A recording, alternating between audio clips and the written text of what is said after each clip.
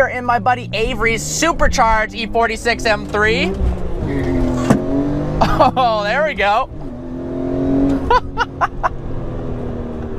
So you guys may remember a while back, about a year ago actually, I did a head-to-head between this exact E46 M3 and my E39 BMW M5. Well, he supercharged his and I supercharged mine. We went with different companies. This is the VF570 supercharger kit. That means 570 horsepower and 380 pound-feet of torque.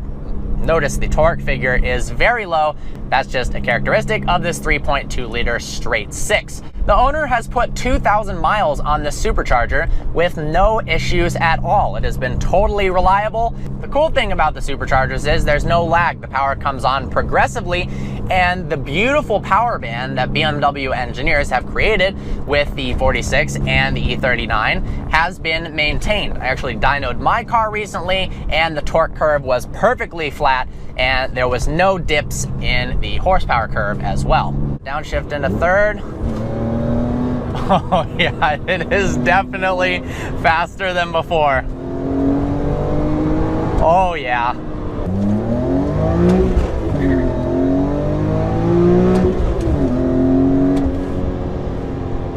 My car, the E39 M5, has an ESS VT560 supercharger kit, 560 horsepower and 460 pound-feet of torque. It's got a lot more torque than the M3. This doesn't in any way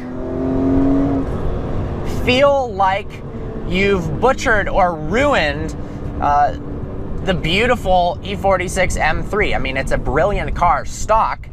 This just gives it a bit more power, and it doesn't feel like it can't control the power or anything like that. It feels right at home. And let's see, a little bit of wheel spin in first, and then the first to second shift, but other than that, feels totally good. The car has a full Rogue Engineering exhaust that actually sounds really good. Sometimes with aftermarket exhausts, it gets a little bit too raspy with the E46 M3. It's also really, really hard to capture a pure E46 M3 exhaust note without making it sound like, well, YouTube commenters' favorite word to describe it is a lawnmower, or worse than my Honda Civic. The car does sound really nice in person.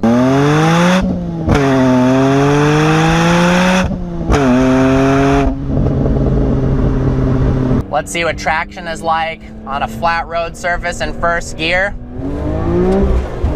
Little wheel spin, hook's pretty good on these Pilot Super Sports. Oh, damn. I don't know, I think this feels faster than the M5. This car rides so beautifully. BMW does such a great job of engineering the suspension to be both great on the road on an everyday basis, but also have minimal body roll. The roads aren't all that great in Michigan, but this handles it very, very well. Let's talk price. So the VF570 kit, all in, is about $9,500, including installation. It starts off as the VF480 kit, then you do a pulley and some other upgrades, and then it bumps you to 570, which actually, from the 480 to the 570, isn't all that much money. I think the owner said about $900. It's really cool. It's basically a pulley and a tune.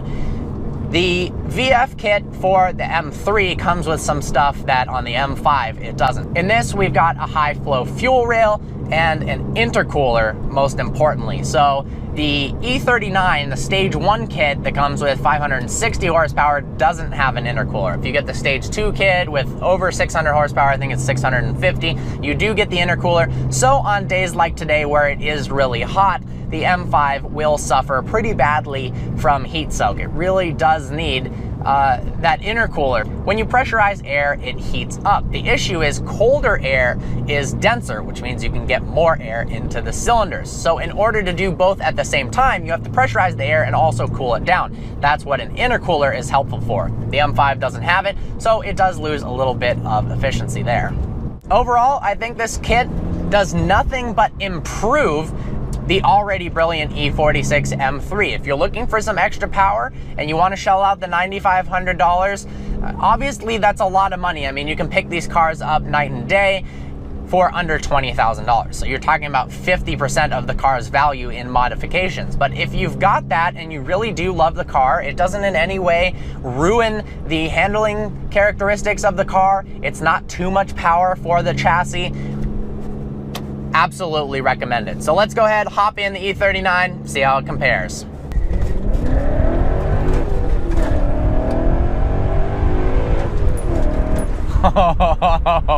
This car feels fast as well. So we're in the E39 M5. This is my car, and it has the ESS VT560 kit on it. Installed it recently. Overall cost on this with installation is about half of the kit on the M3.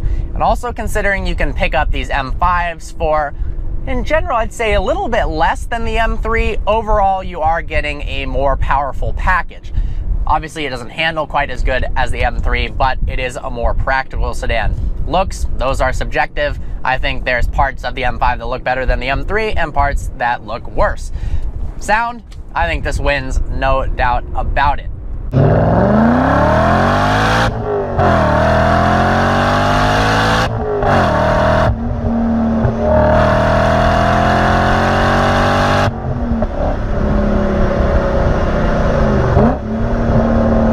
Just dynoed this car, 473 wheel horsepower and just over 400 pound-feet of torque to the wheels. So it is powerful. The things it suffers from, like I mentioned before, is it doesn't have an intercooler. So when this car heats up in hot weather, it doesn't do quite as well. Like the E46 M3, the Supercharger kit on this car does nothing to take away from the driving experience of the M5. All it does is enhance the driving experience. It's faster in a straight line. It's not too much power for the chassis. Now, the tires I have on right now, I'll admit, they're horrible. They're all-season tires that I had when I tried to daily drive this in the snow. So first gear, completely no traction. But once this car hooks, it feels like it should. I'm gonna put some Michelin Pilot Super Sports on the car and it'll make it quicker off the line. But all it does is improve the car. So if you're looking for a little bit more power out of your M5, but you're still wanting the practicality in a sense that you can daily drive this car if there's no inclement weather, this is definitely a good addition. In terms of how it feels speed-wise, I'd say actually they feel very, very similar. Oh, that is quick.